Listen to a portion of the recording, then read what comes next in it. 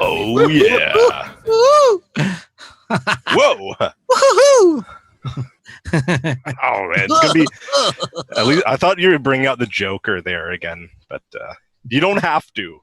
No, yeah. We'll save it for later. We'll see.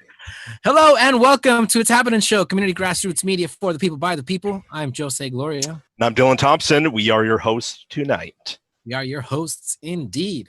Yeah. Oh, okay. Well. Yeah. It's happening as a movement of the heart and of the mind. It's the energy of the universe that creates waves inside us and all around us, which allows us to activate, motivate, then elevate vibrationally and intellectually towards love, truth, justice, and wisdom. It's happening in every which way. It's happening is a culture of empowerment. It's people having the right to exist and participate as equals. It's a dream of what the world could be, but the future we want is only possible if we make it happen. So stand up, get informed, and fight back. Fight back. Yeah. You could be anywhere. You could be anywhere in the world right now, but you're here with us, so we thank you because of you. It's happening. Yeah. Wow, that's the best It's Happening we had in a minute, dude. We're getting it. Quick minute. That's right. How you doing, Dylan? I'm doing good. It's always about me, though, at the start and end of the show. You know what I'm saying? But I mean, what about you? Man, I'm good. I'm good. You know, keeping it cool. Oh, dude, I have to share this with you and the whole team.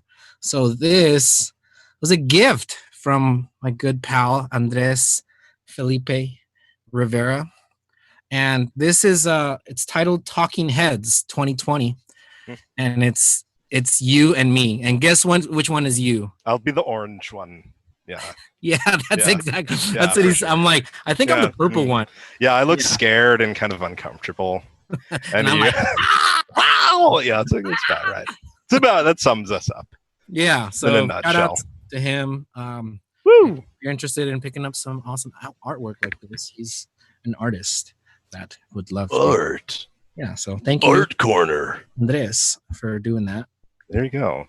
Yeah. Jose's Gift Corner. New segment. Nice. Dude, I know. I'm stoked. Dude, it's crazy. Yeah, man. So, yeah, what's going on in the news? This won't stop. Can't stop, won't stop. Can't so stop. I want to say stop. Before anything that tonight we're gonna have an awesome guest later on, Anthony Rondina and James Baylor from the band Guilty Parties.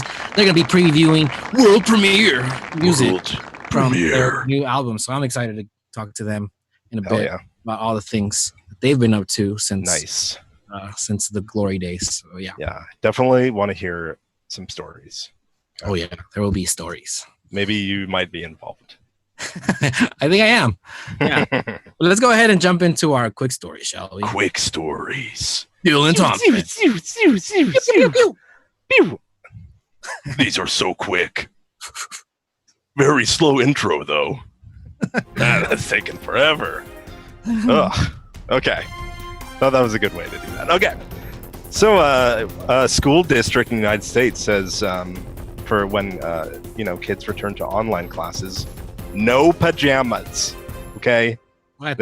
There will still be a dress code in your own damn house. Okay. Mhm. So it's this one school district, I believe in Illinois, is making this policy. Some parents are kind of already clapping back. Like, I mean, think of like how bad, like even just wearing a mask has been. Like, it's for your own health and safety. Now the government's telling you what you can wear in your own house. It's like, so yeah, there's going to be a huge blowback on this, but it is a weird, COVID is opening a lot of weird legal avenues that we're not, I mean, now that everyone has to do these kinds of things. Like, we're exploring all the things that can go wrong and exploring all this new legal territory. So, be curious to see what happens here. But as I recall, I mean, I always remembered kids wearing pajamas at like from middle school to college, even. Yeah, there was like pajama day. Yeah, it's kind of Like, make it fun. I mean, just say only Wednesdays and Mondays. I think well, no pajama tops, but yeah, pants are optional. Yeah, I mean, can they ever really know? Yeah, what are they gonna do? Have to stand up and like, let me see your pants, buddy. Yeah, there'll be roll call. They have to do like a body scan just to ensure that you're wearing pants. They always got to be like the fashion police. I remember when I was in school, they would make you staple your pants if they were too long. Yeah, our guests. Yeah, our guests and us, we remember those days. I mean, maybe you didn't go to that type of school. You went to some preppy like school with Dylan or something. No, all the white kids were trying to wear baggy pants. Oh, that's right. It was during like the they co-opted that. The raver days, right? They'd wear these crazy bell bottoms that would get soaked all the way to their like knees during rainy days. Good times. Yeah, I had a few of those. Frankly. But oh yeah, more in the news. Let's not reminiscing. Let's look forward. Let's look to today and forward. So Uber and Lyft must classify as employees, judge rules, and blow to gig economy. So So preliminary injunction in California follows state's lawsuit against companies over new labor law. So so this is significant, because if California rules in favor of the workers being able to classify them as employees, then this will have substantial effects on the rest of the country and other places where Uber and Lyft are trying to crack in. And other countries already have very varying ways of regulating these gig economies. But this is a move that on Monday came in response to a May lawsuit filed by the state of California against companies which allege that they are misclassifying their drivers under the state's new labor law. Yeah, and then and as we know, that there is also going to be a measure on the ballot that is going to try to fight back against this. That Uber and Lyft is dumping millions of dollars in being able to hopefully pass, so that this would allow them to circumvent, the law that was passed last year, AB 5. Right. And is that a ballot initiative? Or, correct. Yeah, it's going to be on the November ballot. And do you know if this one also was a ballot initiative? I know California kind of has a runaway ballot initiative system, but it is funny to see us fighting over these policy decisions as voters over and over. Right. But yeah, I mean, this could be a huge legal precedent, right? It could definitely change how our economy is functioning. And I know that there's been maybe mixed reviews on this law that would classify people as employees, because I think some people aren't covered and some people are misclassified. In an attempt to make everything fair. Sometimes some cases are not great. So yeah, there has been some, in particular, I think the AB 5 covers like freelancing musicians or folks in the music industry that do not want to be employees.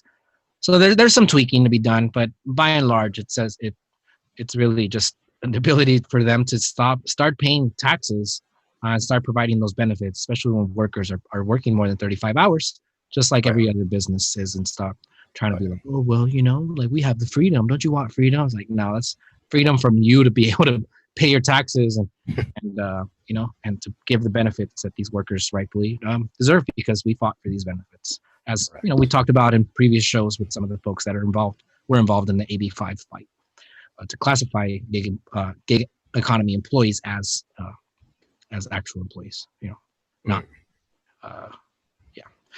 not consultants or whatever. Correct. Yeah. Yeah. That. More on that, no doubt. Oh yeah, we'll see more. Probably more lawsuits even. Always. Next, quick story. Unbelievably quick. Oh wait, no. Well, we got a little story here about ICE. As always, exhibiting terrible moral judgment. Some internal emails obtained through an ongoing lawsuit show the Mass Detention Agency and private prison operator Geo Group rejected a plan to test all detained people at a California facility for COVID-19. And the reasoning was, so they wouldn't test because they would be unable to adequately isolate those who tested positive, according to these internal documents obtained. So basically they're saying, oh, well, we can't guarantee their safety at all, so why do anything? And you're familiar with like the vast majority, like a lot of these detainees are needlessly detained, right? Like, there's many cases where like there's no reason someone couldn't be released into the community to a sponsor or whatever, right? And to sort of, and that way they could be isolated. So it's a way for ICE to practice like a new way to, this whole like defund the police, abolish ICE. Like we need to demilitarize this entire process, make it humane, and trust me, there's a lot of cases where people could just be let out and leave and lead productive lives instead of being detained and having their lives in danger because these guys are too incompetent or lazy to provide for their health in this situation. So it's just another law in this long list of ICE's cruelties. Right. Man, there's this Netflix, I think it's Immigration in America or in the U.S. or something. It's a series. I watched just one, like most of the first episode. It's just heartbreaking, man. Like you're seeing little girls crying because their parents are being taken away. Just the most. We're talking about Portland and how people in unmarked cars are coming and are taking people away without, telling them why they're getting arrested or without any sense of when they're going to be released. And that, it's like, well, it's an issue now. It's happening to white folks in Portland. This has been happening to brown people for a good number of years now through the ICE program and Border Patrol. They literally show up, to a school, unmarked cars, and rip people away from their families. Right. So yeah. It's been many happening. videos. And of course, the history of African Americans in this country is just, chock full of individuals very similar to Freddie Gray, who get thrown in the back of a van and get taken on these rides and, just to rough them up a bit, and that's been happening for forever. So that's it's immigration detention is just the cruelest of cruel systems, and we need to abolish it 100%. Big time. Yep. So abolish ICE hashtag. Okay. Evictions in South Carolina signal housing crisis for renters nationwide as homelessness looms. It started, huh? Yeah. No, it's so this is significant because displacement is on the horizon for a lot of people that are not going to be able to pay rents, and then once they're able to be kicked out of their homes, displaced, then people will do that. Oh yeah. But this is something that Trump is doing, and we could talk a lot more about this. But the interview. First of all, the interview that he did with Axios, man, y'all need to watch that because that was a roller coaster. It was just a crazy circus where the guy that interviewed him was just really, really good, and Trump was really, really not. So it just shows the incompetence and the level of just the inability for him to really articulate how he's fixing things. And when he's met with facts, he just tries to wiggle around. It's like, no, like you're reporting fake news. I have the position right here. It's like, we're not talking about that. We're talking about this. But I don't want to talk about this because yeah, so it's stupid. But the most recent attempt has been to blame the Democrats, saying that they're holding the country hostage. It's not true. They're just trying to get some kind of safeguards away from a blank check to corporations, like the last stimulus package was. For these big corporations, a lot of the friends of Trump and his cabinet, including Mnuchin, are very much benefited from the earlier stimulus package. And this time, Democrats are saying, no, we're not going to give you this. And also trying to get other type of safeguards, including trying to protect the voter integrity of coming election, because the big thing right now is for Trump to try to foment as much distrust in the election so that he has an out if he were to lose, which the polls are showing very strong likelihood that, if things go as far as no Russian intervention and no voter suppression, he should lose. And so he's trying to, have a last the Trump card saying like, well, there was a lot of vote by mail. There's a bunch of fraud. I'm not going to accept the results. that would be like the ultimate Trumpian move. He's going to do that. Yeah. But he announced that he's gonna an executive order that he's gonna go around, which a lot of people are saying that he does not have the ability to. And really, the doozy of it all is like, we're gonna give you $400 and 25% is gonna be delivered from the states, and the states are like, I ain't got that money. Yeah. Where? What are you talking about? Who? Yeah, for sure. Yeah, I mean, a lot of these moves he's made, these executive orders, are being questioned. I mean, frankly, I feel like, it's weird. Like anytime Trump does anything, it's bad. Except the times like when he bombed Syria. That's the time when like everyone was like, all the news anchors was like, what a brave presidential move he took.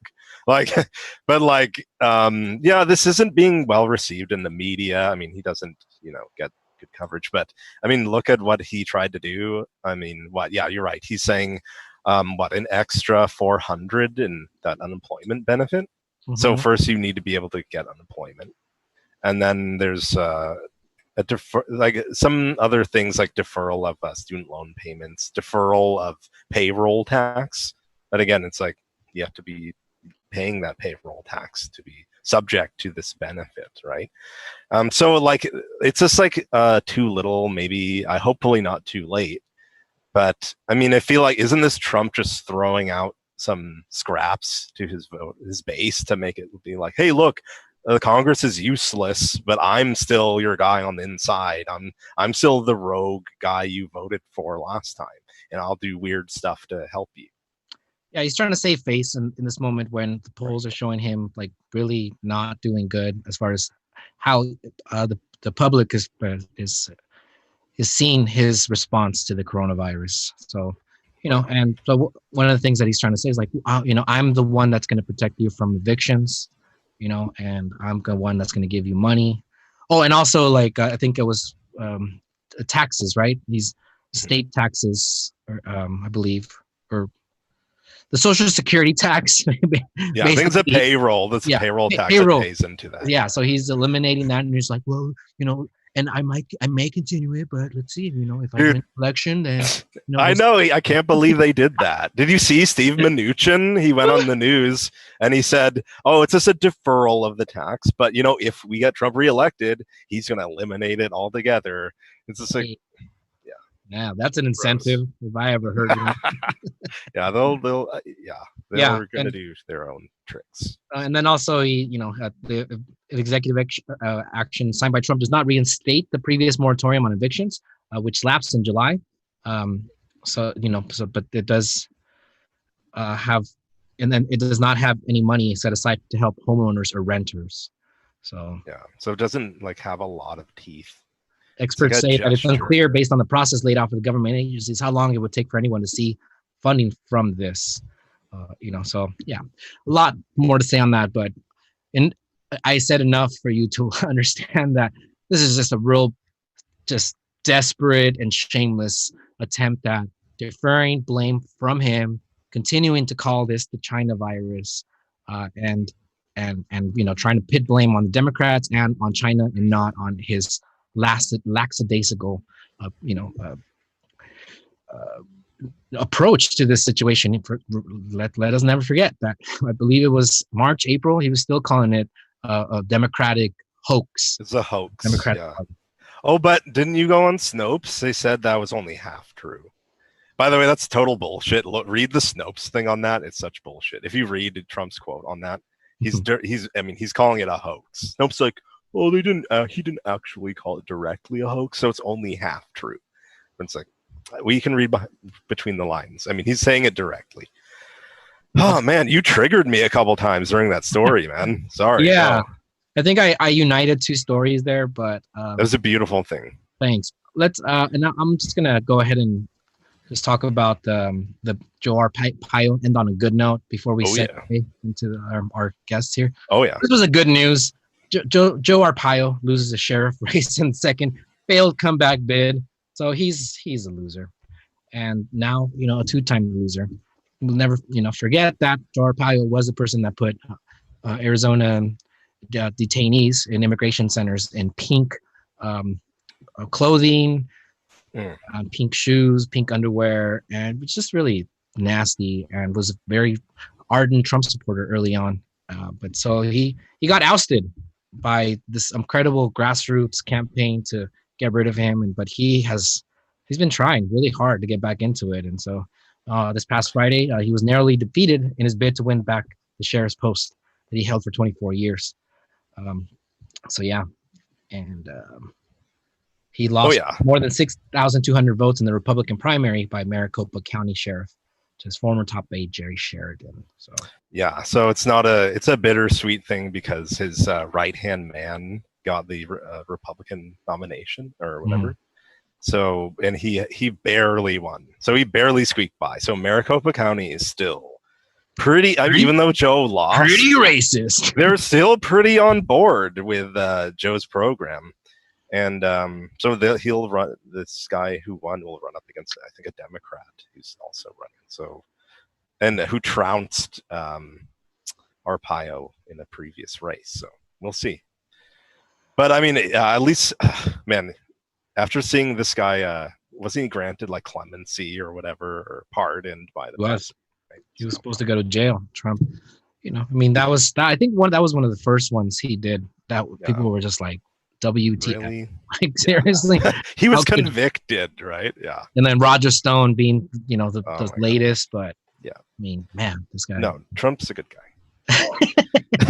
No, okay. You just have to ignore all the facts. All right. Anyway, oh yeah.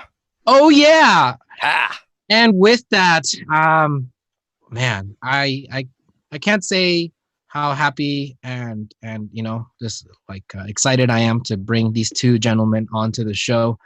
Longtime friends of mine. We lived some crazy, beautiful moments in the Inland Empire, Orange County ska scene of yesteryears. And it really was an important moment and time in my life. As far as me understanding the power of music, the power of bringing people together through art and music, and just and they really made their mark in the empire, in the ska scene in Southern California. So without further ado, I want to bring on to the show James Baylor and Anthony Rondina from the Guilty Parties.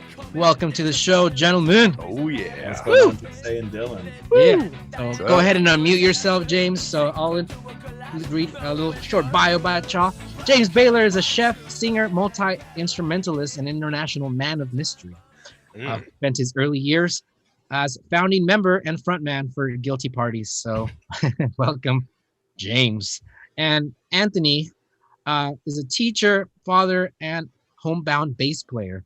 From high school through grad school, Anthony was all over the IE and OC ska scenes as a bassist for the Guilty Parties, and then Half Past Two.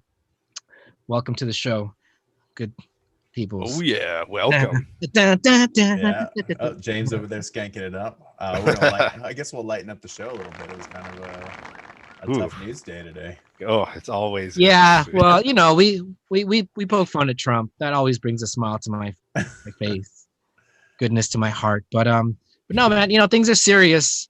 And as we, Wait, you know, you guys don't like Trump, or wait, did I get on the right track? I thought this was define like Make America Great Again podcast. okay. Uh-oh. I gotta make a call. I speak to my agent. So, all right, so like let's, you know, but like I was mentioning, you know, just music and ska in particular, it's just was pure joy when I started getting into music early on and trying to find my place. And I would go to Chain Reaction a bunch, and y'all remember good old Chain Reaction in Anaheim. Spent plenty of sweaty nights there. Yeah, yeah. So I got to see a lot of bands there. The red Dickies with the backpack. Yeah, I remember you would wear a backpack.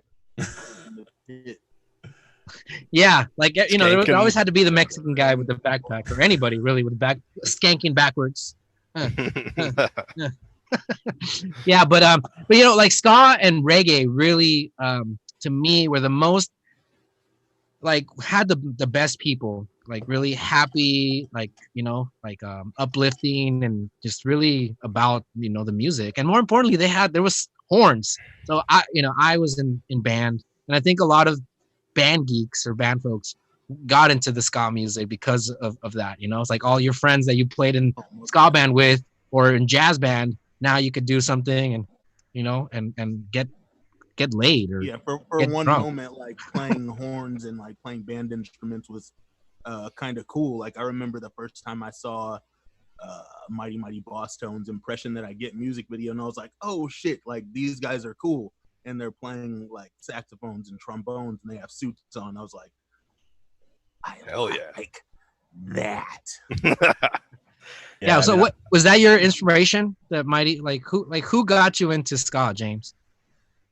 So it was actually a church trip. I was going to Moreno Valley Christian, and there was a church trip to go see the Supertones and Audio Adrenaline at UC Irvine.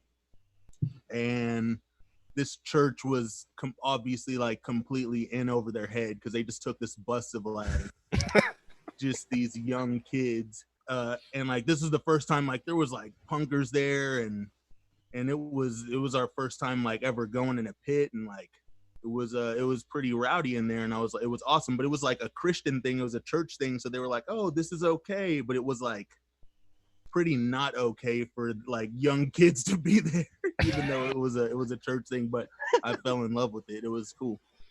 Right on. And you, Anthony, So, like Supertone, OC Supertones, right?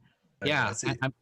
And I know, James, you have other influences, like, I mean, hip hop ultimately, which is what I loved about the Guilty Parties, is that you and the other brother, Josh Franklin, really brought that hip hop, you know, fast rapping type of vibe and other shit. But Anthony, what were your influences? Yeah, well, growing up, you know, I always listened to Cola 99.9 and K Earth 101. You know, listened to a lot of Motown, and I hated modern music until my sister started listening to ska, and she's 4 years older than me, so she was listening to Jeffrey's Fan Club and Meal Ticket and you know, the Aquabats and the Hippos and Real Big Fish. So I mean, like, she would take me around town because she would drive me to baseball practice or, you know, to the store or whatever. And I was like, okay, like this has horns like the stuff I listen to. Like, this is dope. Like, you know, I was never in band or anything like that. So like for me, I was like, I didn't connect on the same level James did, but I was like, oh, this is like modern day version of what I'm listening to. And you know, this is pretty sweet. And my sister took me out to see the Specials in 98 and in a parking lot, you know, just like any good IE ska event. And I was hooked, man. It was just crazy seeing these dudes just jumping around on stage. And at the time, the Specials were, you know, I guess, you know, to me, old men, but they were killing it out there. Yeah. Dylan, what were your favorite ska bands growing up?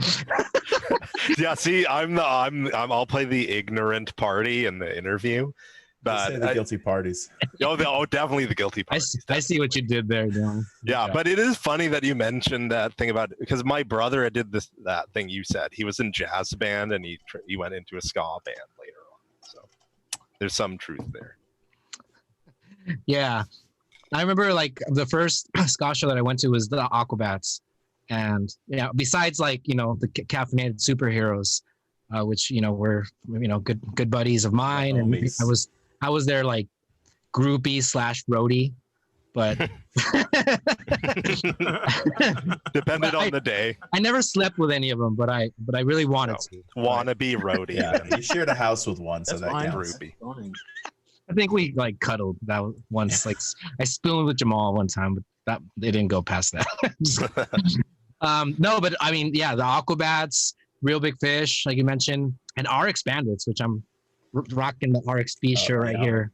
That's appropriate.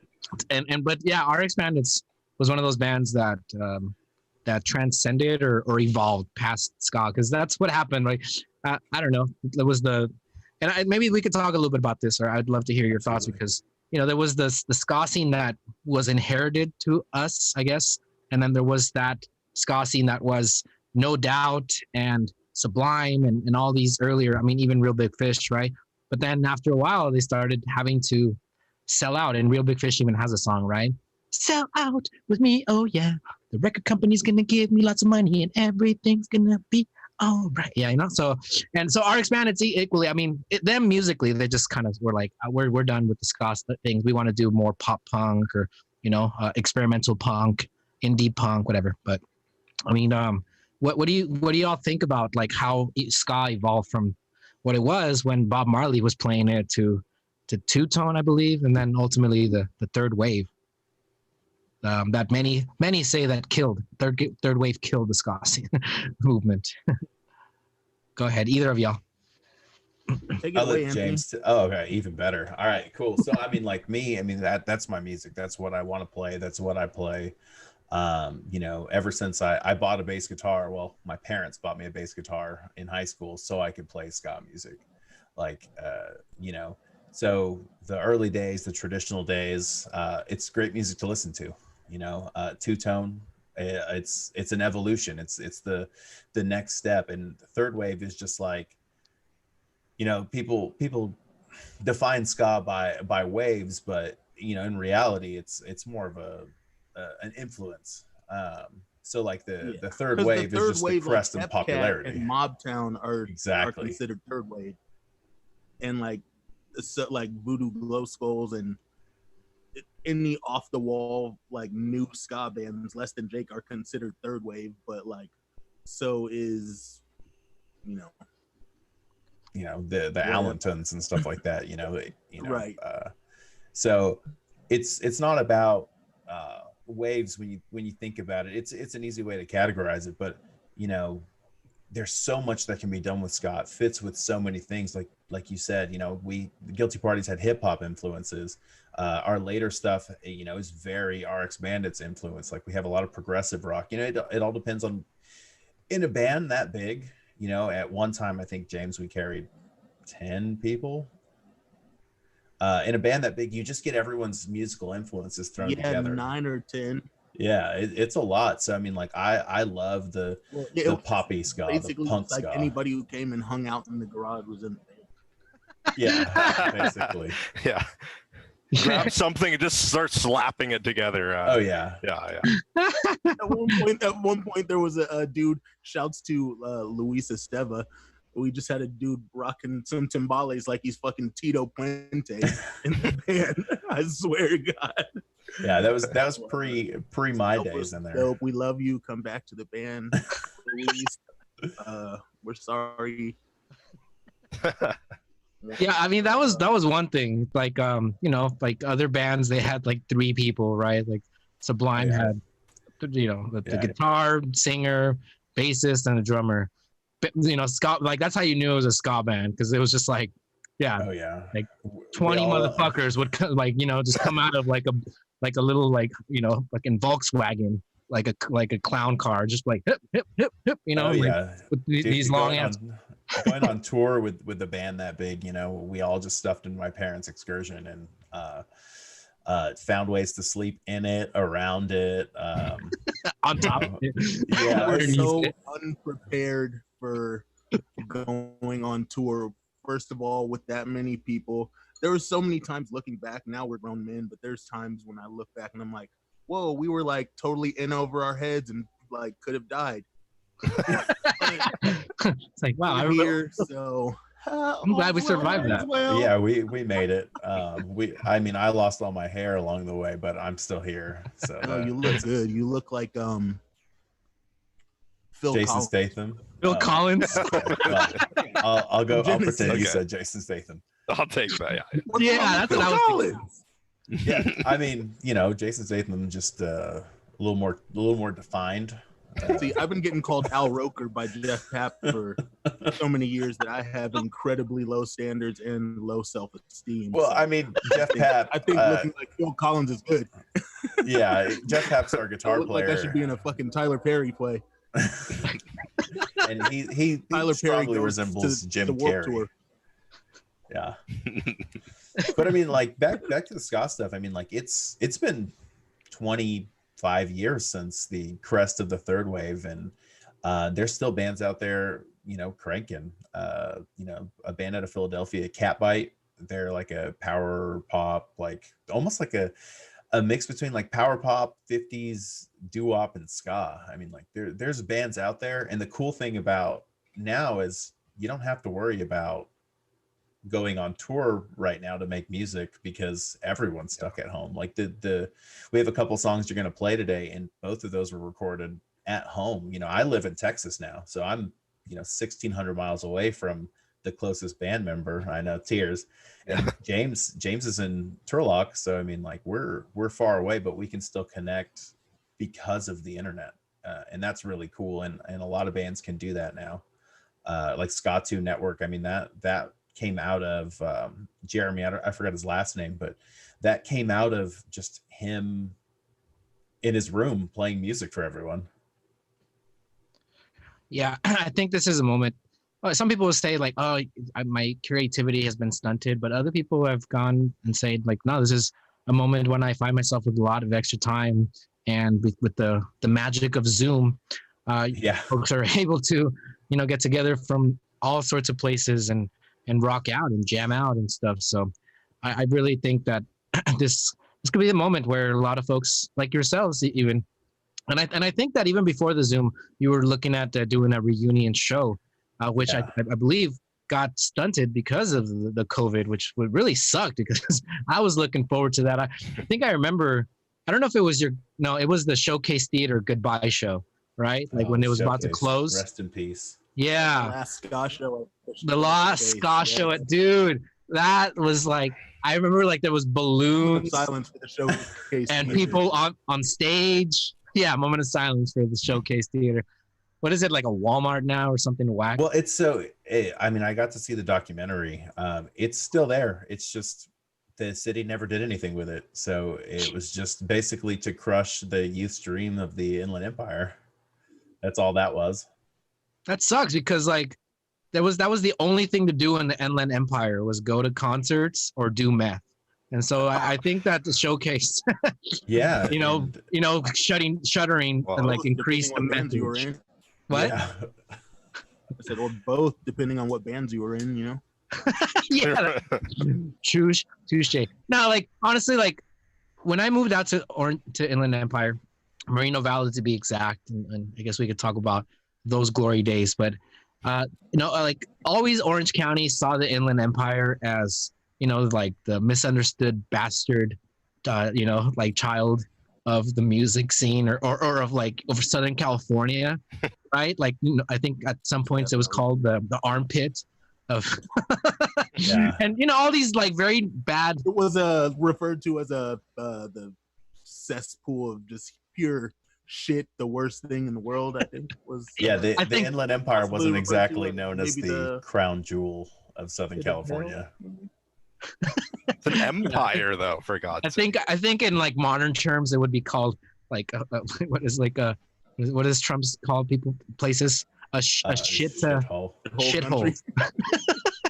Yeah, it was a shithole county. No, but It's a it was like place to live. something that I realized is like Riverside was so like there was a lot of beauty. There was a lot of good people, and I met y'all, and I met a lot of other awesome folks that you were connected to as we're trying to get into the music scene.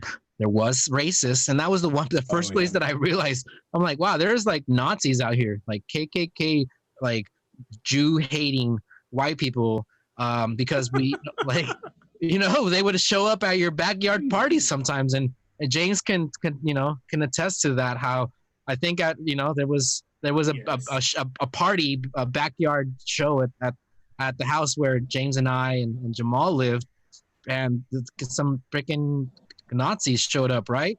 And I got in the middle of them, and I was like, "Hey, man, like we're not doing this here." I could have died. And then they were like, "Okay, cool, we're not doing this here." And then they just like started doing it in the front yard in the street, and that was the second time that people were jumping out of the window that night. I wish we had more time. I could tell you some crazy stories, but people jumped out of the window like it was 9/11 out of that house that day. Oh my God. Yeah, and it's crazy how that popped up, because I mean I grew up in Rubidoux, and it's a predominantly Hispanic area, and that's it's Harupa Valley now, and it's just on the outskirts of Riverside. So if like Riverside was like the Nothingville, we were like the swamps of Riverside. Like people in Riverside looked down upon us. And me, I mean, I thanks to my dad's Irish blood, I don't look half Mexican, but I am. And so I got along with everyone around the area. So the first time I had like actually experienced racism, I was in GP, and we've always been a multicultural band. Like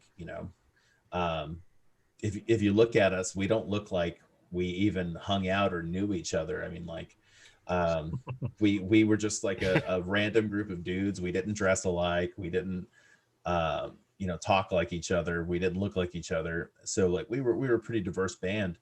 And I remember we played a pool. Like I think we were shooting like a music video or something like that, James.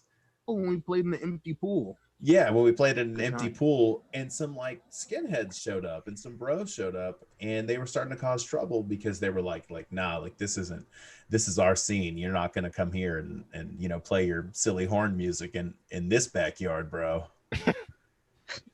Wait, it was a turf war over the pool? Yeah, it was weird, and like I didn't even know it. I walked in front of a loaded shotgun because I thought it was a BB gun, because I'd never seen a shotgun in my life.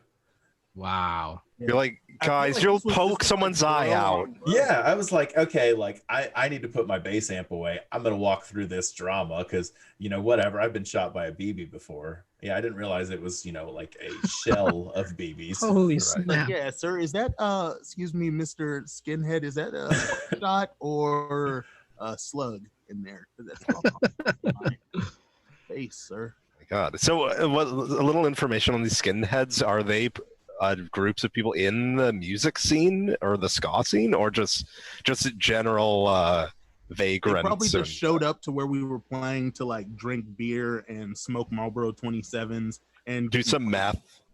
That's just like what people like back in this time. I don't know what it's like for kids in Riverside now, but there was like these groups of dudes who would just go drink Bud Light and ask people if they wanted to fight. And that was a good old Friday night. It was like the Clockwork Orange, but more polite. Stupid. Yeah, they just heard noise and they were like, "Let's go! Like let's cause some trouble, or get drunk, or both." Yeah. So there was two instances that I remember, like and one of them was when the Nazis showed up and we had to call the cops, and there was just all sorts of mayhem. And then the other one was, of course, with La Banda Scalavera. Scalapalooza. Yeah. Beautiful people. I've had George on the show before, and we recounted that. On the Scalavera, shouts to Red Store Bums. Yeah. I think Red Store Bums is still going strong. So is La Banda, but not as often as before. Although their bassist joined La Santa Cecilia and won a Grammy, so that was cool. Yeah. Oh, wow. Yeah. That's so a talented band. Yeah, but no, it was, and then so we had a backyard show. We had a stage and everything, and La Banda Calavera was playing. All of a sudden, a fight breaks out, and I think it was his brother that got in the fight. The lead singer Jimmy of Red Store Bums, and against all these like greaser dudes. And at some point, like a pipe, was busted out, and somebody hit George over the head, and brother started bleeding. And I talked to him, and I was like, "Oh man, those were the good times." He's like, "Man, that was like the low light of my life at that moment."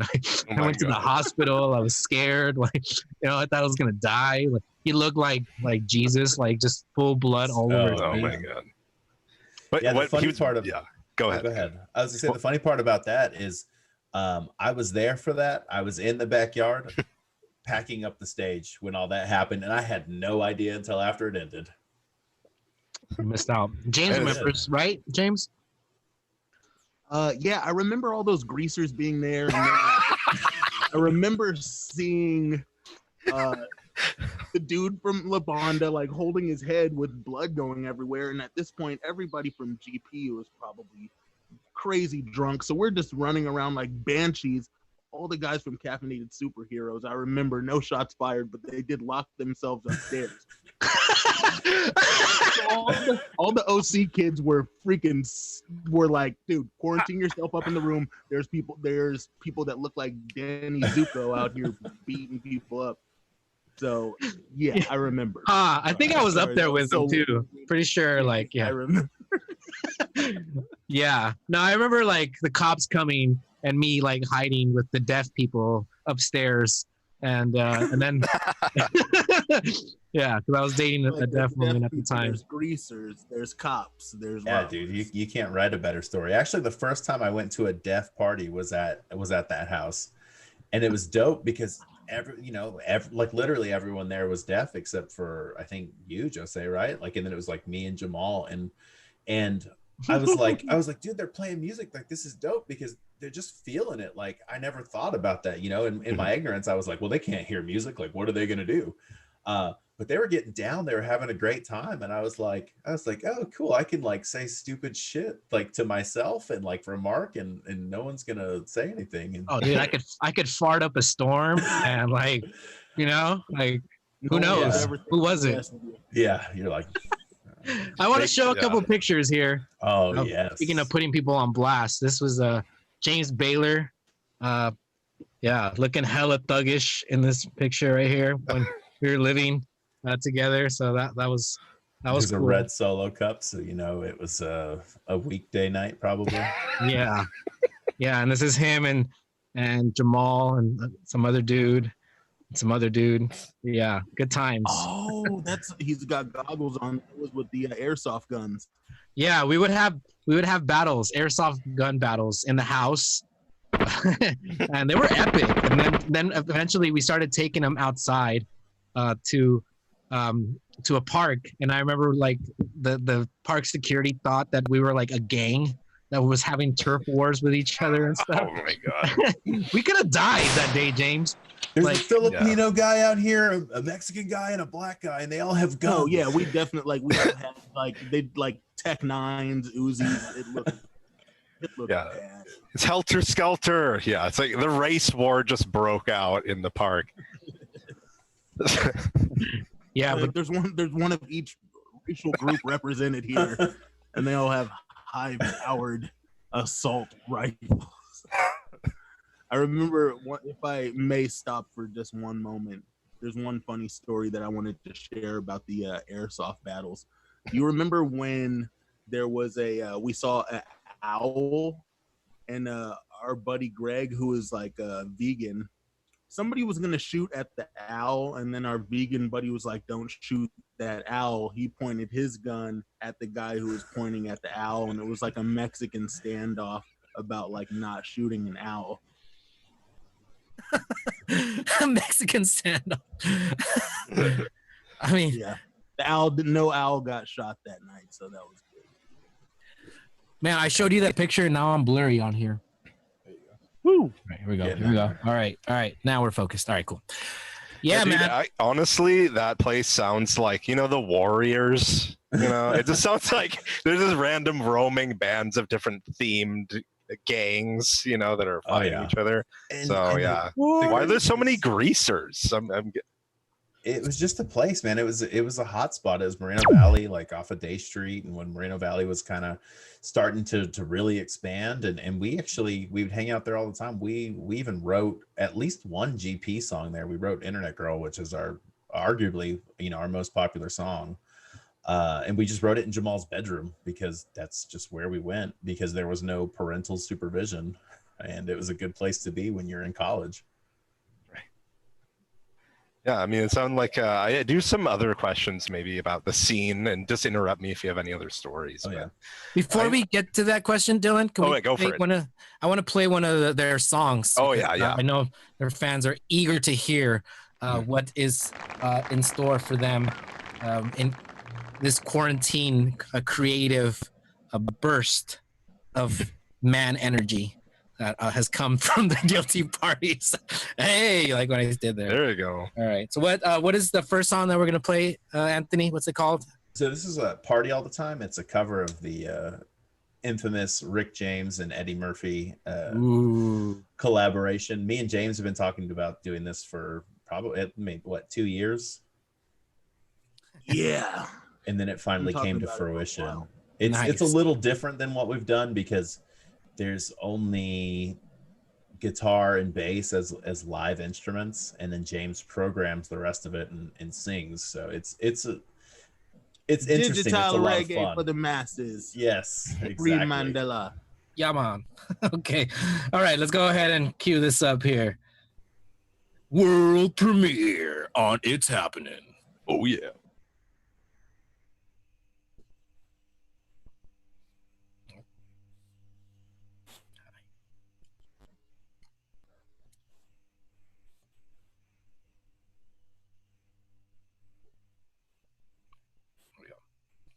It's buffering.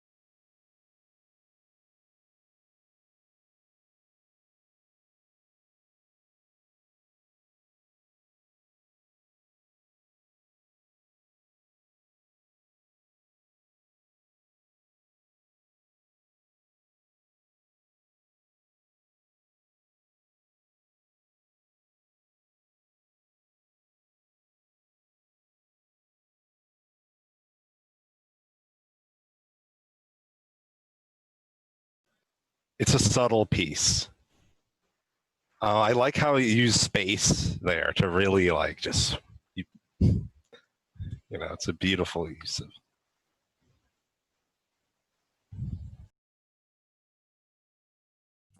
Technical difficulties. We're figuring it out.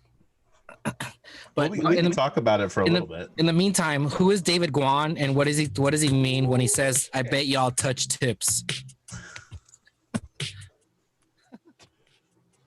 I'm gonna let James field that one. He says, "Y'all probably go through a ton of tissues. What's your band name? Tears of Woofaloo, Crying About Nothing, Stash Sausage Party."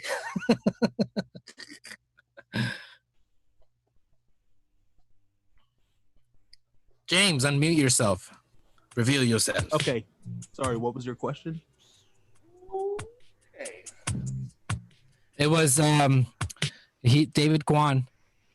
I can, but David Guan says, y'all probably go through a ton of tissues. What's your band name? Tears of Woofaloo, Crying About Nothing, Stash Sausage Party. And he ends with, I bet y'all touch tips. What is he referring to? Tips of the heart. We definitely touch each other's heart tips. It's beautiful. Daily. Sounds like an absolute bimbo to me. We're turning this into the Wally George show tonight, ladies and gentlemen. get him out of here. Can I do that? Can I eject people from the It's Happening show? Oh yeah, you can just kick both of us out. You can take over. You can just start hosting. Jose's muted. I mean, he's lost all authority at this point. So go ahead. He's What do I done. think about Jose? Yeah, no, let's hear the real shit. Now that he's muted, now that he's gone, yeah, let's hear it. I mean, he was skanking it up, but like not in just that way, you know, as being his groupie days. You know what I'm saying? He's laughing. He's laughing. That said a Well, lot. Dylan, what questions were you gonna ask them while we're? Oh, just some curiosity about the actual music scene. I know. I mean, like I'm assuming there's some clubs that mainly did ska programming, and I mean, like, are you interacting? Like, are you having punks play at the same show? Are there hip hop things? Was it more segregated, or are all these styles coming like reggae, ska, punk, all these things? You want to take that one, James? Yeah, so I think definitely there was like the shows that were just like ska shows where there was also punk bands, but we were playing at places like In Cahoots where they would just get people together who wanted to play. So there would be like a straight edge metalcore band, us, some like indie band with 2 people in it with 1 drum, and you know, it was just like whoever could get people to come. Right. And then I feel like with since the ska was such like a fringe subgenre, it was kind of easier for other acts to like weasel themselves onto our bills just because it was already like kind of like it was like the alternative of the alternative. You're already in like miscellaneous territory. It was in miscellaneous, so it was like, hey, there's some fucking rappers who want to get on stage and say blood clot a million times, because those local rappers, they love using the word blood clot, and they've got a box of CDs. They cost 10, you know, but they can let them go for 5 for you. Every time. And it was cool because, you know, back in the day we had the Showcase Theater, and that was the place. I mean, that was, you know, my goal being in a band was to play the Showcase, and then we headlined the Showcase, and then we were invited to be one of the bands that shut that place down. I mean, like that was our home crowd. But, you know, the IE was different. You know, we'd play the OC, we'd play coffee shops, we'd play, you know, pizza places, we'd play, you know, wherever they had us. But in the IE, like, it was raw. Like, we played parking lots. Like, I saw La Banda Scalavera and Chris Murray in an auto body garage in Bloomington. Like, wherever we park. Who did you see? I saw La Banda Scalavera. I saw them at a rolling rink, bro. Yeah, dude, we played that rolling rink. So. Oh my god. We used to put at Roller City 2001. Right. Oh yeah, dude. And they had shows at Dave's California Skate too. That's true. And you know, we played at this club over by the Carousel Mall in San Bernardino. Like, if anyone from the IE knows that area, and it was bad, dude. Like, they, you know, they had like, they didn't have a staff. They literally hired the homeless people around to like watch the door, take tickets and stuff like that. And they just, you know, things were kind of, like I said, just raw. Like, things were different in the Orange County scene, because it was, you know, a lot more fun loving, a lot safer. In the IE, you know, we're playing in pools and just, you know, like, I think one time we called to juice it up, and we just asked if we could set up a PA and play, and we did it. Yeah. Al Cappuccino and what was it, Fullerton? That's where Caffeinated Superheroes would play love out. that. Basically anywhere that they would let us do, you know, live music, right? Those are, I think, Forces of Evil, which was a side project of the lead singer from We played that Fisher. show. Yeah, oh yeah, we played that show, dude. That was one of my first GP shows. I think that was an epic show. We freaking they tore it up. People got the plug pulled on them. Yeah, yeah. Forces of Evil. They were hardcore. All right, so we have the song now. All right. Yeah, so we're gonna take a quick break and play the song for folks, and then we'll be right back with Anthony and James from Guilty Parties.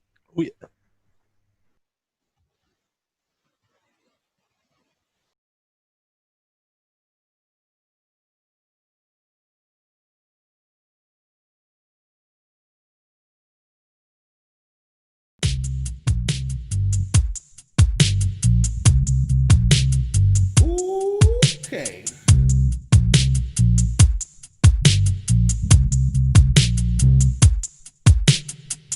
Girl, I can't understand it. Why you wanna hurt me? After all of the things I've done for you,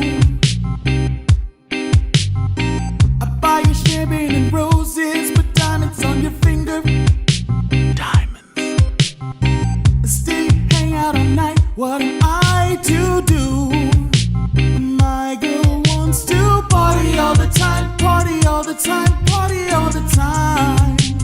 My girl wants to party all the time, party all the time, party all the time. My girl wants to party all the time, party all the time, party all the time. My girl wants to party all the time, party all the time. Girl, I see you at night just hanging out and dancing. You give your number to every man you see. And I hate that. Girl, you're never at home because you're out romancing. I wish you'd bring some of your love home to me. But my girl wants to party all the time, party all the time, party all the time. But my girl wants to party all the time, party all the time, party all the time. But my girl wants to party all the time, party all the time, party all the time. But my girl wants to party all the time, party all the time. She likes to party all the time. She lets her hair down. She likes to party down. She likes to party all the time. She likes to party all the time.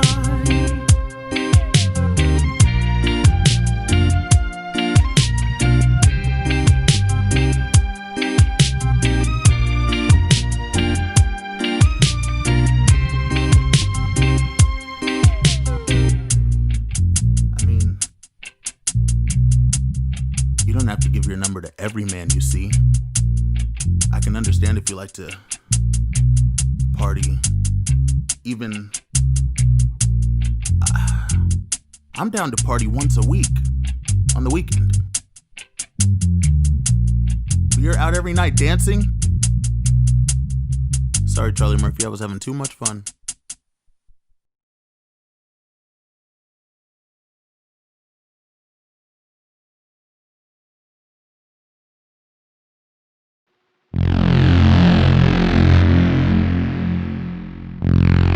Yeah, all right. That was The Guilty Parties with an awesome cover of that epic Rick James and the other brother's Eddie name. Murphy. Eddie Murphy's collaboration, Party All the Time. Man, this was I like this version. This was solid. And James, your vocals, you're really channeling some serious 80s black magic there with your unmute yourself, James. Oh, he killed it.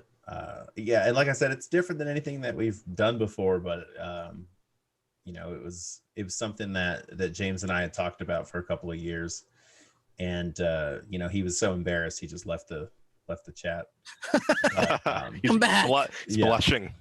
Oh yeah, but I mean, like, you know, props to James. I mean, he came up with the beat. He kind of gave me a really good idea for the bass, and you know, he did all the keyboards and everything, and then our guitarist John G came in there and you know, put in the reggae upstrokes, and it's the first song I ever mixed, so I'm glad it turned out well. Yeah. So were these the songs that y'all were gonna preview when you went? Man, so what happened is we had no plans of ever coming back, ever. And then, Yeah, I remember asking you all the time, right, Anthony? oh yeah, no, From time to time. it was one of those things where I was like, dude, if you get the guys to do it, I'll come and do it. But I was going to be in town for a wedding, and you know, we were like, hey, let's get together, let's have a barbecue at Nick's house. Like, we haven't seen each other in years. Like, the last time we were all together was maybe Jeff Papp's wedding in like 2013. So it was like, yeah, like, heck yeah, let's do it, let's make it happen. And then a few weeks before, I think it was Josh, he said like, hey man, like, are we gonna play songs? And I was like, what? Like, for real? You know, and since moving to Texas, I haven't played in any bands or anything like that. Like, the last time I was on stage was a 2:30 reunion. I played like 2 songs in Anaheim. I like flew into town for like 17 hours and played 2 songs and, you know, flew out.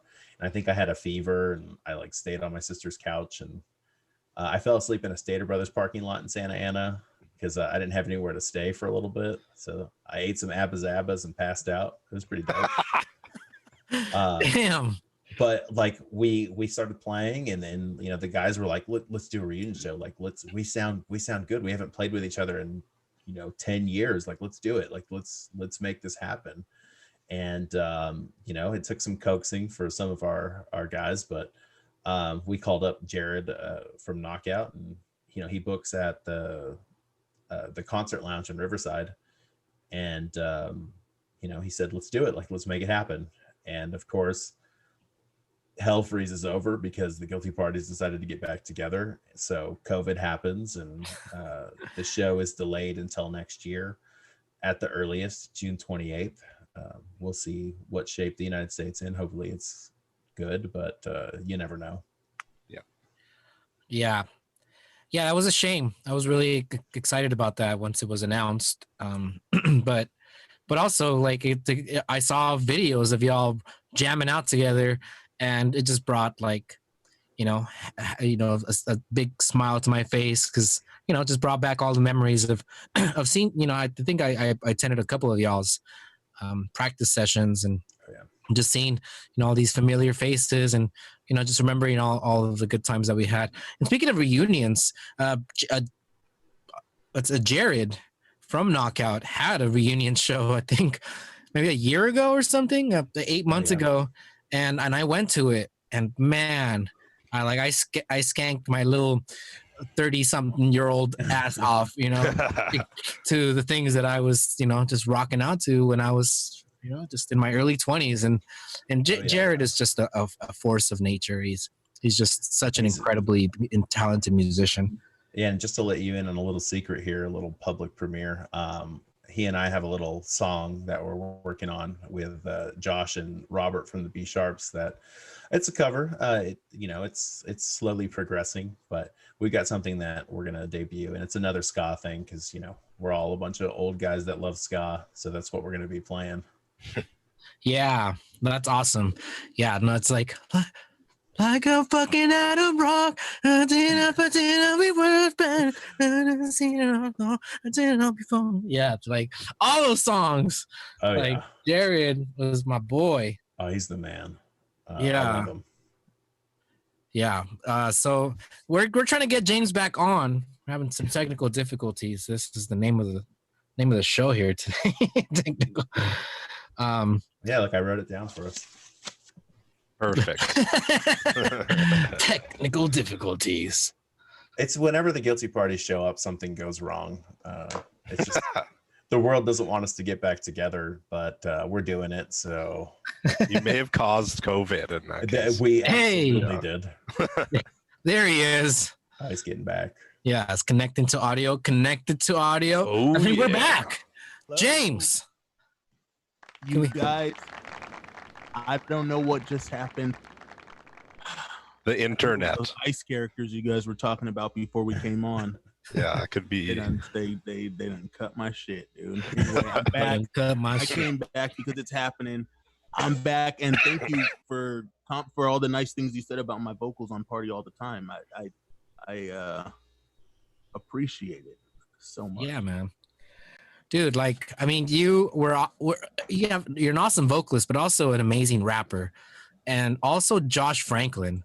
And I always, and Josh is I think he's watching right now, and We call him G Prime. G Prime. G Prime in the house, in the place to be. Yeah. One of the greatest MCs of the entire rap game was. Damn, that's big. Wow. I'm saying it, I'm saying it right now while he's still with us. So Where is he going? Just act like he's like on his deathbed. No, I think he's just going down the street, but Oh, gotta keep it real. yeah, I mean, you and him, it was just like I don't know, like the ska scene, Milli Vanilli, Eminem and Dr. Dre. I'm trying to think of the epitome of two-tone in the flesh. But no, y'all were like really talented. Like NWA meets Karl Malone and John Stockton. Yeah, no doubt. Yeah. And Josh was a maniac. I mean, James, you were crazy back then, but that dude, the things that he would say and the things that he would do, I need to hear at least one story from you, both of y'all, about Mr. Josh Franklin, because he was like Steve-O like level of like Well, we can't say insanity. any crazy things while he's not here to defend himself. But Come on, James. One. you know, And defend himself on the comment section. I can't tell you a story about him, but I'll tell you about this guy named G Prime. Okay. All right, let's hear about G Prime. Anthony, I don't know. I don't even know if I think some of the stuff from when you guys were in high say. school and like the shenanigans that you guys would get into. Just because I'll tell you right now, like Josh, he's so quick when it comes to just like making jokes and being silly and he was never afraid to like take a risk and just get out there and just like James and Josh on stage. I don't know if you remember the banter. It was back and forth. It was crazy. It was weird, and just the situations we would find ourselves in were always interesting. But I think if you listen to the album, all those like dumb little skits, like Crackhead and everything like that, like those are all based in truth. I mean, I wasn't there. I didn't know the guys at the time when they were in high. Well, I guess there we go. I met Josh right after he graduated, or maybe right before he graduated, and then I joined the band after he graduated high school. But everyone else in the band was still in high school.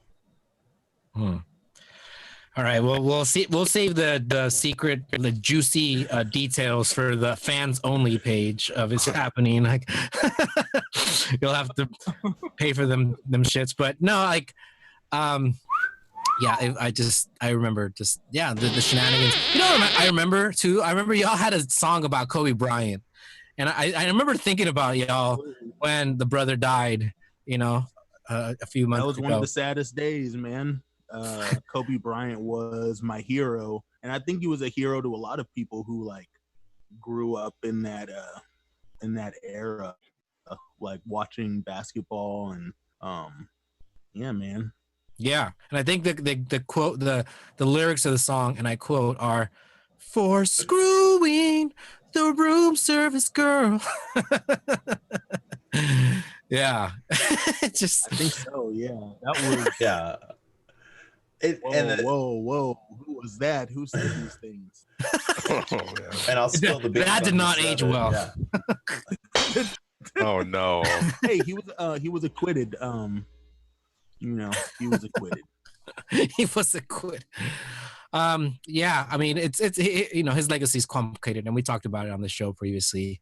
He ultimately said like he was wrong in what he did, but yeah, he didn't go to jail for it, and he played his ass off that whole season to try to prove in the court of public opinion that he was worth the forgiving, I guess. As Dave Chappelle eloquently put in a stand-up special about him. Play for your freedom. They're they're locking up our stars up. Yeah, man. Hey, so I want to play another the second song here. If we could cue it up, Engineer Edgar. Yeah. So Show yourself, Edgar. tell us a little bit about this song. Title world premiere.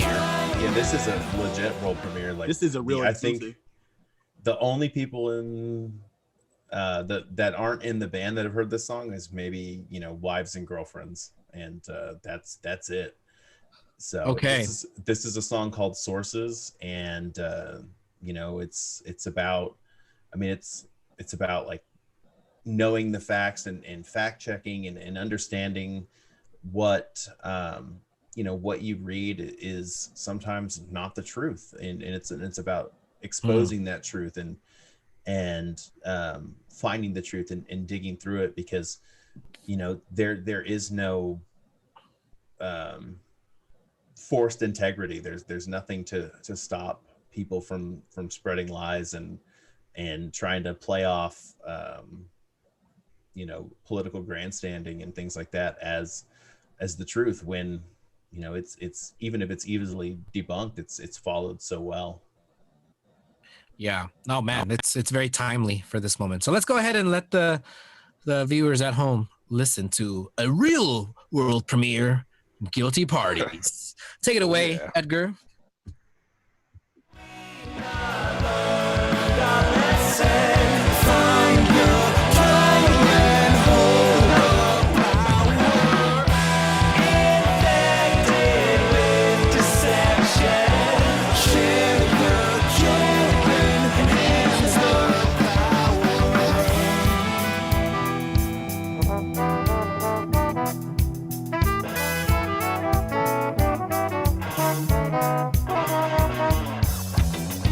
Stuck inside today, same as yesterday, with the exponential spread of opposing evidence. Why did they forget? Discount science, Allowing judgment to fall into subsidence, the underestimate power of logic, another casualty. of unchecked markets. It's not the headlines of ruling elite, it's the mindless replication of contagious deceit.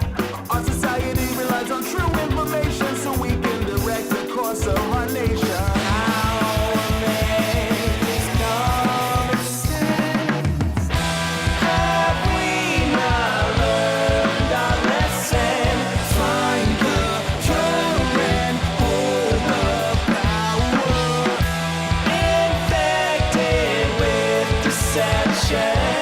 Share the joy and enhance the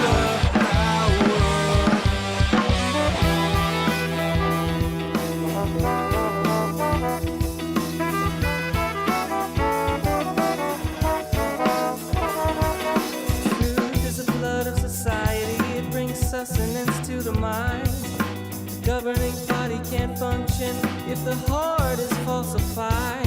When the pathogens attack our system, then the antibodies must react. Even a body without symptoms must defend and prevent contact.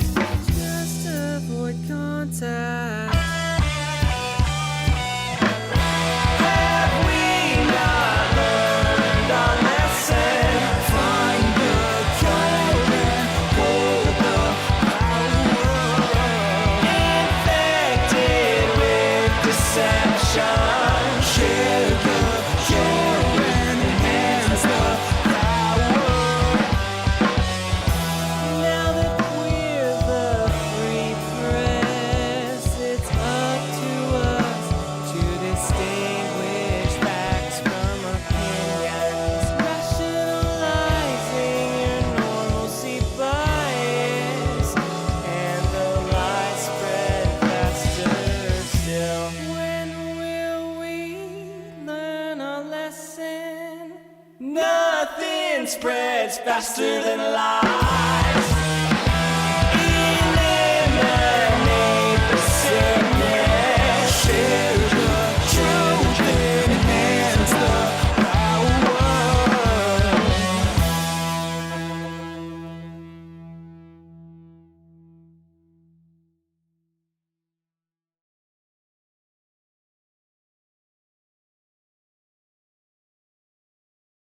Yeah. All right, we're back. Woo! Man.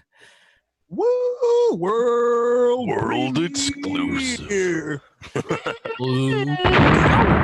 Free Mandela. Yeah. I think he's That's awesome. Yeah, so Yeah, definitely so- a different vibe than Party All the Time.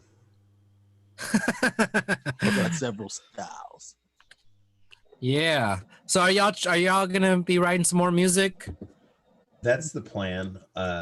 You know, we still have that. I mean, we started writing an album in 2008 and kind of broke up in 2009, did a reunion show in 2010. So the plan is to finish that. You know, we have some songs on the books that, you know, just sometimes they don't sound like GP songs. So we'll still play them. We'll write them. We just won't release them as the Guilty Parties because, you know, we have fans that expect, you know, some ska, some progressive rock, you know, stuff like that, horns. And if it doesn't sound like that, it's just one of those things where it's like, well, you know, we don't want to throw that in people's faces and be like, what up? This is the new GP. Staying true to your fan base there. Yeah.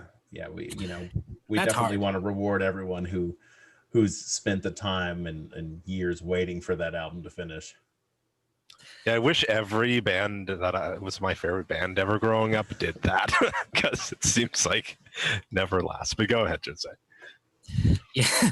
I mean, it's always the case where bands have to balance between giving the fans what they want, the oldie but goodies, and trying to like show them the new stuff that they can also fall in love with, because artists are not static individuals. They grow and change, and their creative spirit takes them all sorts of places. But you know, you just got to balance it out, I think. I mean, I know our expandeds, you know, always try to do that. They would, you know, play the oldies, although there was some stuff that they would refuse to play. And actually, Matt Ombry, I think, gave the rights to one of his songs. I don't think he actually did at the Blue Beat Lounge with Chris Murray. You know, he did an acoustic set, and he's like, somebody asked him to play some song from his early years, and he's like, I hate that song. That's just not me anymore. Here, like, this is your song now. Enjoy. You know, go to town. But yeah, and you know, there's just songs that like I literally go to concerts to hear these damn songs. So it's like I go to a Bob Marley song and I don't hear like One Love, I'm gonna shit a brick. So if I go to Guilty Parties and I don't hear Room you know, service. yeah, Room Service or Synth Stick, you know, it like that for me it was Synth Stick, because I wanted to just like, you know, just go in the mosh pit and y'all were, sometimes you would appease me, but mostly you were like, oh, our drummer, he can't really do it, or put up some whack excuse. Just We would love our favorite thing to do with that song, because it was a crowd favorite. We didn't like playing it. We would tease. We would play the intro and then jump into another song, just enough to get everyone excited. You know, actually on Facebook Live when we got together, we played the intro and then pretended that the video cut out, just because that's the ultimate troll song for us. Like, if you hear the beginning of that song, don't expect to hear the rest of that song. I think that's gonna go. That's rough. Yeah, I'm like dun dun dun dun dun, Yeah. dun dun dun dun, dun, and I was like, and you would see people like circling like the pin stuff because they knew like putazos were about to happen. Like, Oh yeah, and that song is incredibly difficult to play, because when we recorded it, you know, Nick was only in the band for like 2 weeks when he recorded the drums. He recorded it so fast. Like Josh's rapping on that song, like I'm surprised his like tongue didn't fall out of his face, or you know, it was so fast. So when we played it live, we tried to replicate that, and that's a tiring song. yeah, no, it's but yeah, like, so I'm really excited about the new stuff. I guess maybe just quickly, like, what do y'all think as far as the moment that we find ourselves in? We'll start with you, James. There's a lot of movement in the country, in the world, with you know, the Black Lives Matter movement, and you know, folks standing up for the rights. So, you know, of Black folks, of George Floyd, but you know, Breonna Taylor and so many others. Like, what do you see your role as a musician? You know, as far as being able to uplift your voice and, you know, and just bring some sort of unity and solidarity or happiness, you know, in a moment when the country is so divided, you know. Well, I think people have different, you know, different people can do different things. For some musicians, it could just be to remind people that even though that, you know, the world is grim and there's so much hatred and horrible stuff going on out there, you know, sometimes maybe people do just need to have fun or have something to latch on to that's like an escape.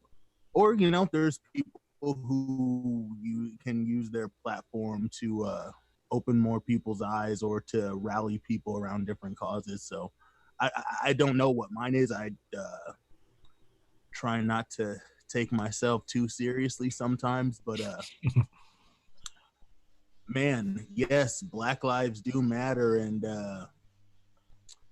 I think that people should just, you know, if people are racist, they should just own up to their racism. I'm sick of letting people give these long-winded reasons as to why they're not supporting human rights in this country and abroad. And I'm sick of reading all these posts of like, well, I wish that this was, it's like, no, dude, we're not going to fit into your racism. Just say you're racist. I'll have more respect for you. But Honesty. you know, like those people who were in Colton or whatever who showed up with the Waffen SS and they were, you know, in direct opposition of the protesters. Like, those are people who are just being honest. They're like, hey, we're just racist white dudes and we don't, you know, and there's a lot of people who are just, I'm going on a rant here, but Yeah, love music, love black people. that was a great Good that was a summation. great ending. I like that. Yeah, it's like you got hate in your heart, let it out. I think is what I heard. No, but you know, I you know, like I think what you've been able to bring. Yeah, own up to it, and I think this is the moment when people are coming out of the shadows and saying like, yeah, like I'm racist and I'm proud of it, and let me, you know, get my full Karen on all you fools, you know, and call the cops, you know, on black people for no good reason. But people are getting exposed and doxxed, and as well they should be.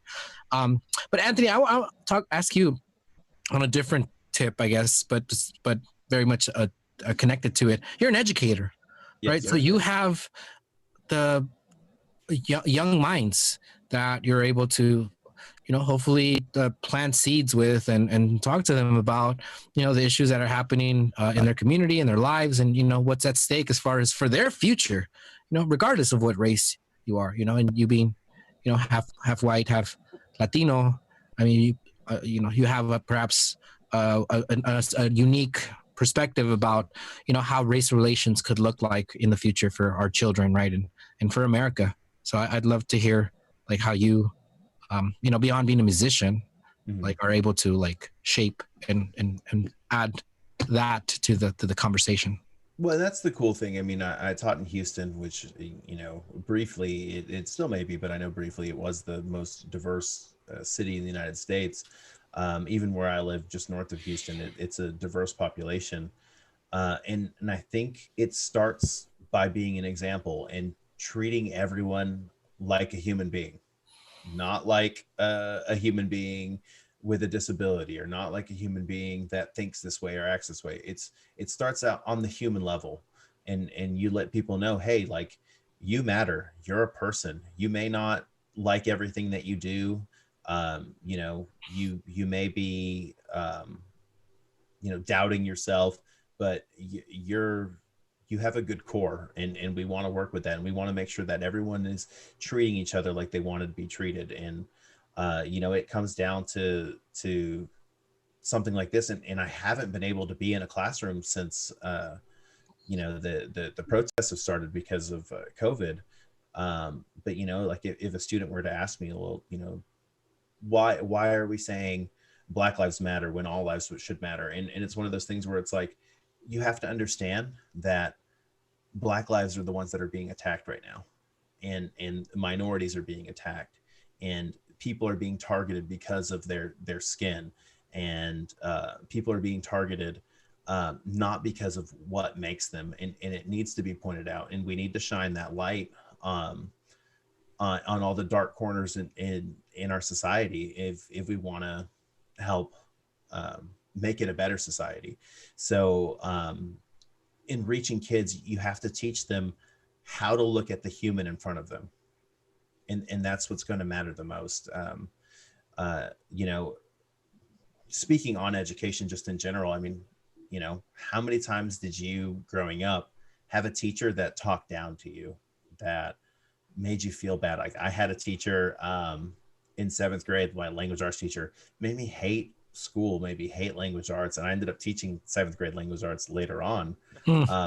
But she talked down to me, she insulted me, she made me feel like I was less than human. So my approach to the next generation is just to treat them like they're human beings. They're not a data set, they're not a number, they're not a classification. And if we can all open our eyes to see each other that way, you know, I think we're going to go a lot further in society than we are, you know, currently. But what's going on is in all these protests and everything that James was talking about, that's growth, that's progress. People being out there standing up for their rights, and you know, it's an amazing moment in history, and I think we're going to see this as a defining moment for our generation.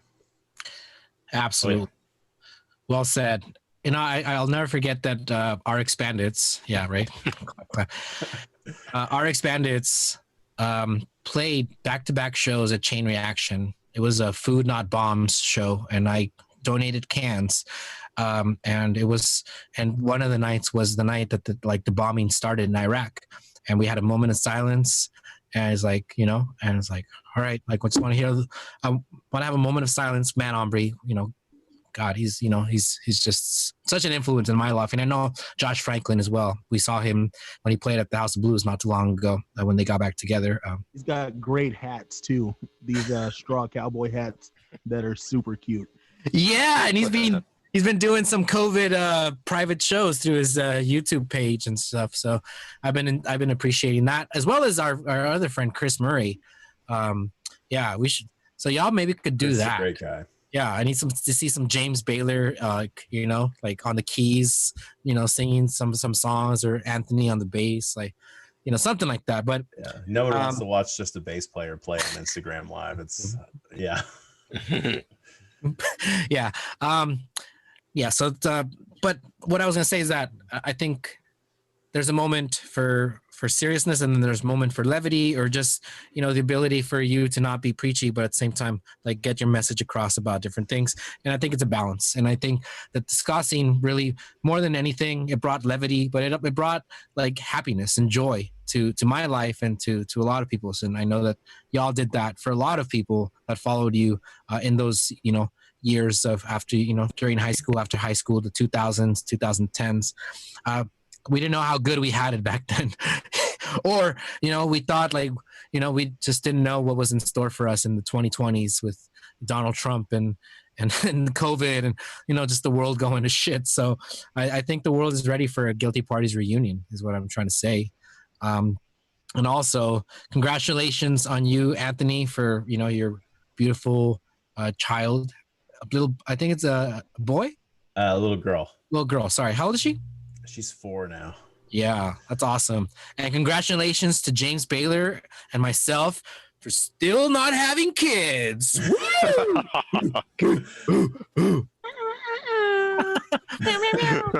Forever bachelors. Get it. Yeah.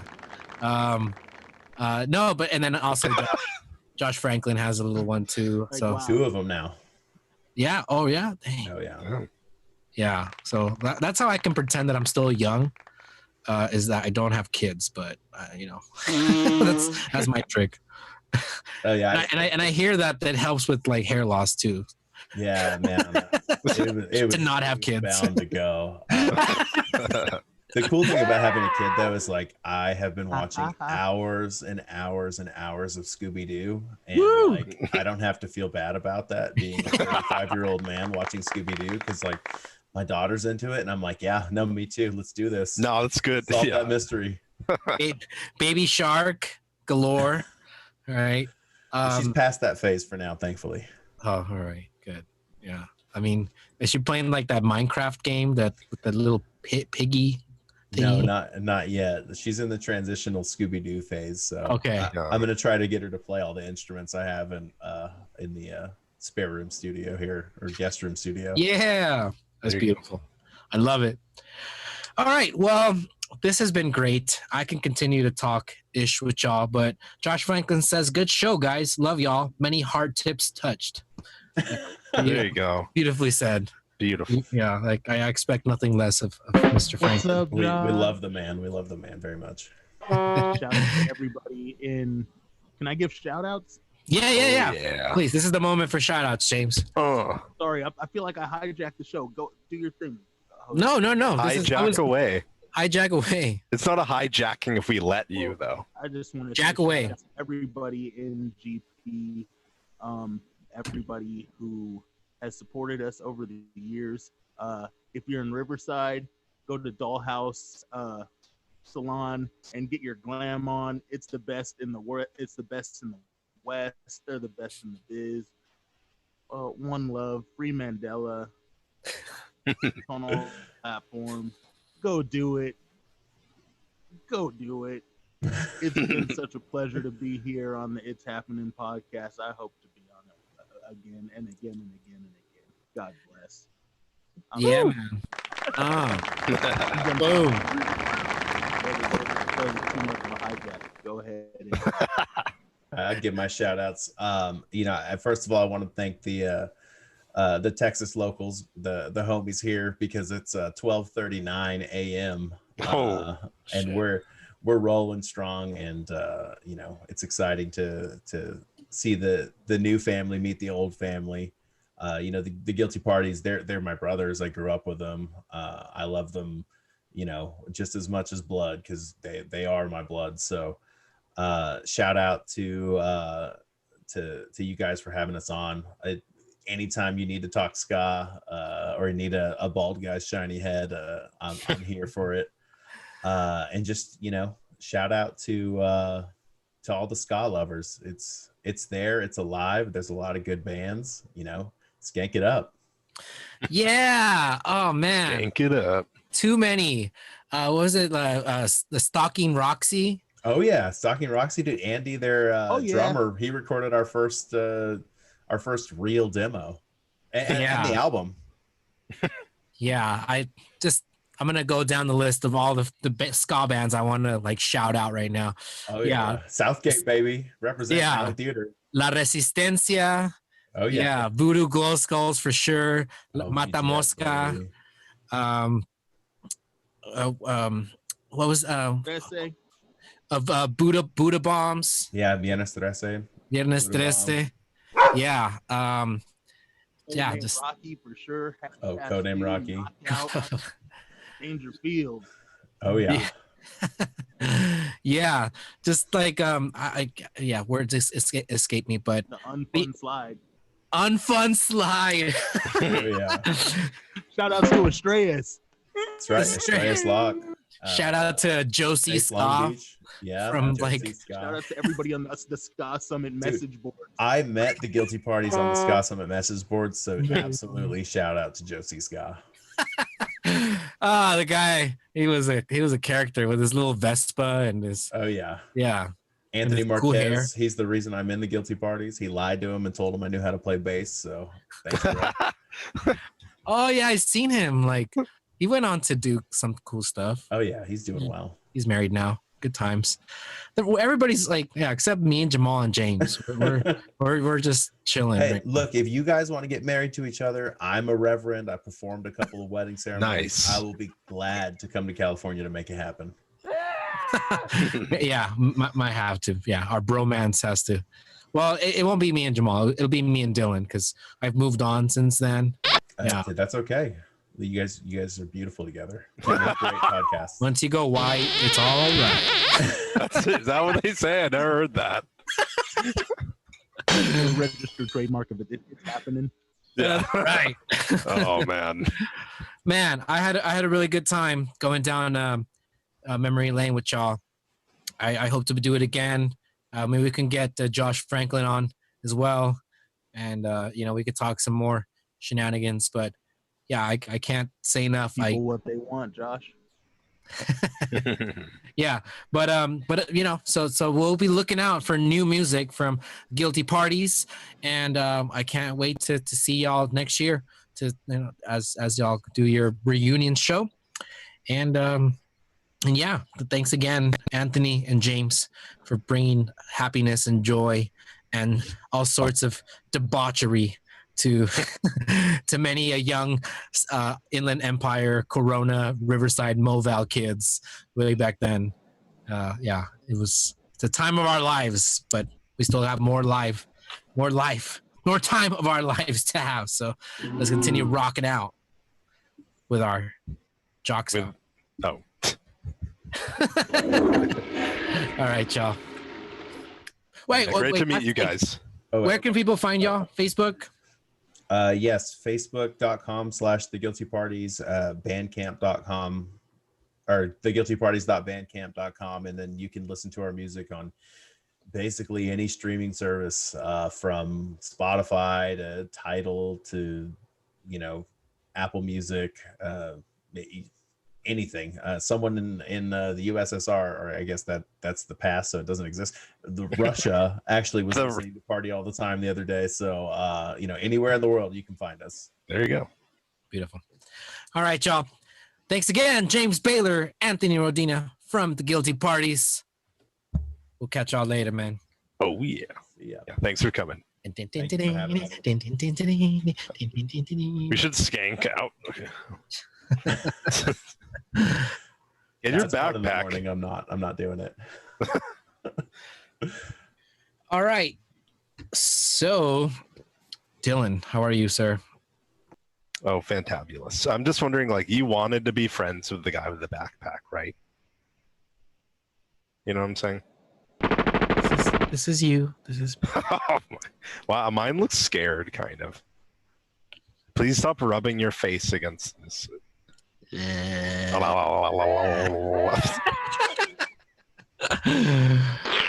times. How was going down memory lane, huh? It was nice. Yeah, I missed these guys. Man, you got some stories. We do. I wish we would have gotten into the juicy details of some of the stories, but hey, next time. Yeah, for our fans only page. All right, y'all know. No, they're smart. They're saving the good shit for they're saving some stories. You can't blow all the good stories on the first show. It's gonna come back.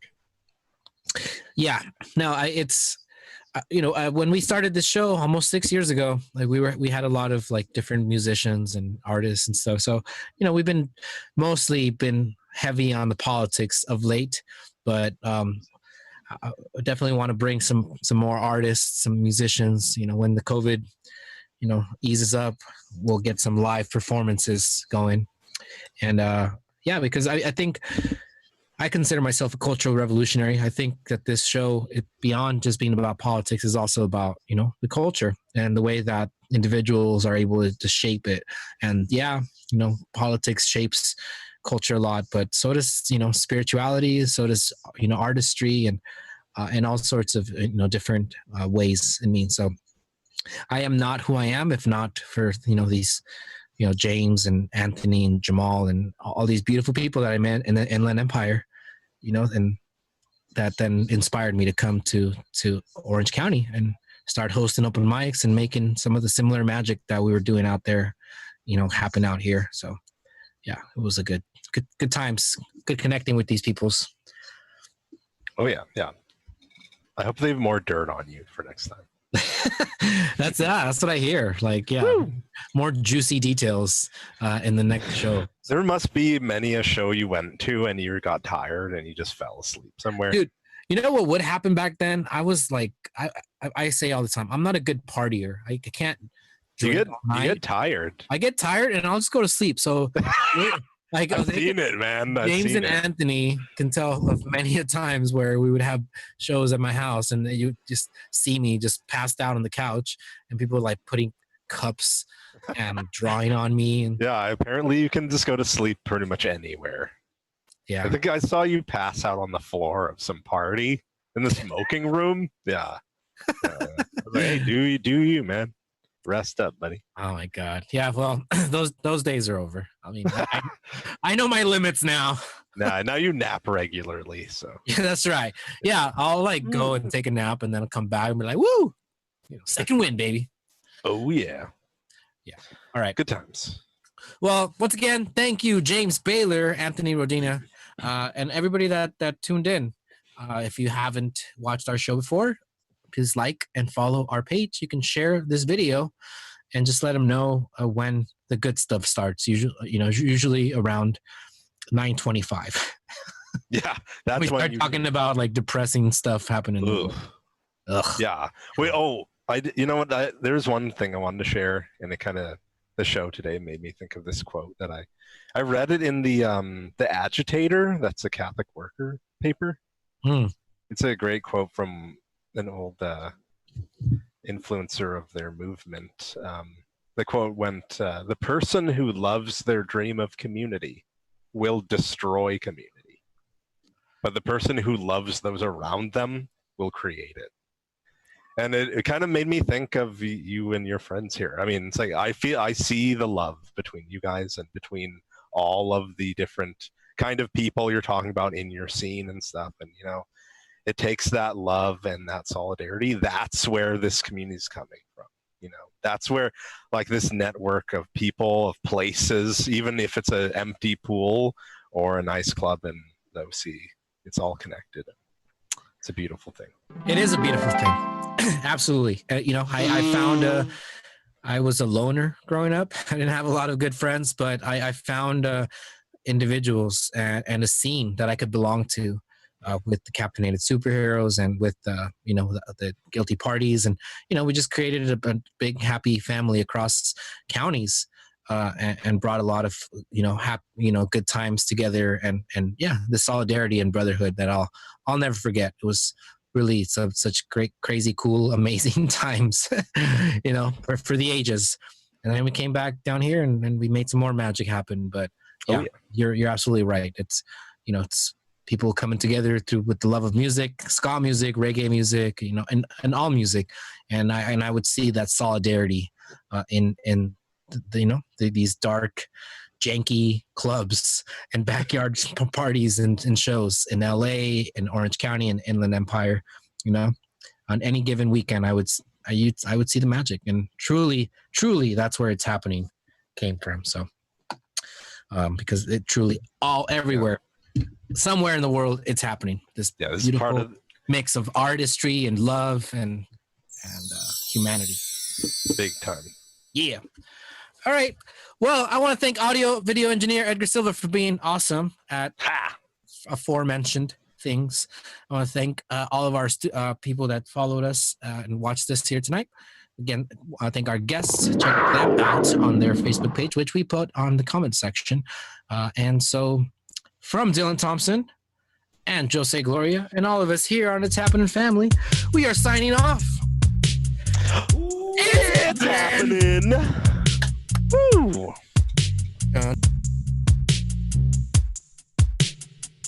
Girl, I can't understand it. Why you wanna hurt me?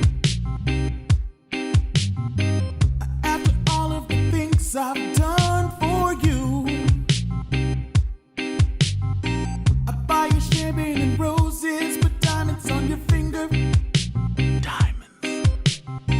Stay, hang out all night. What am I to